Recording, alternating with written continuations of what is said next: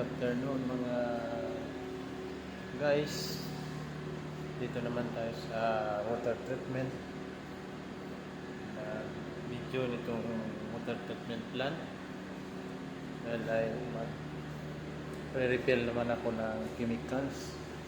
Dito sa loob ng control, medyo di masyadong maingay dahil naka-seal ito, naka-window shield dito sa loob. Pag lalabas naman ako dyan sa mga equipment ngayon dahil nag-operation, maingay at hindi nyo masyado marinig yung boses ko.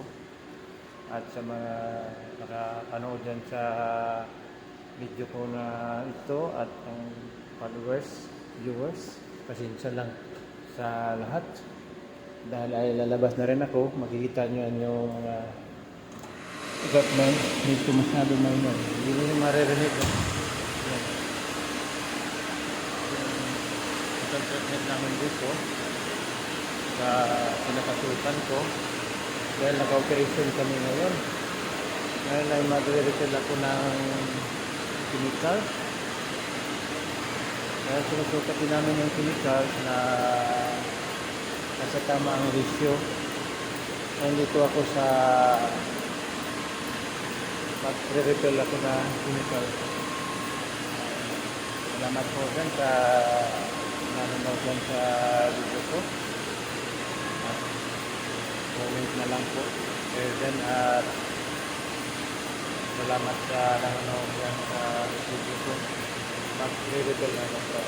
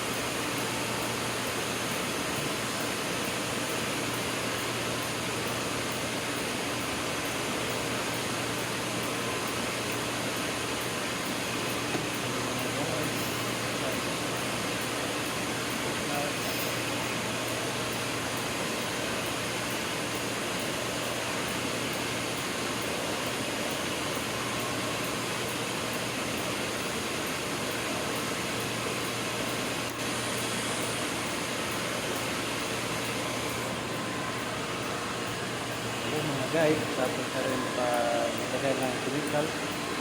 Dahil saglit man lang yung re-refill dahil may measure na dahil sinusunod namin at saglit lang. Ito yung chemical dito na re-refill namin. At nanonood dyan sa video ko. At maraming salamat po sa inyong lahat.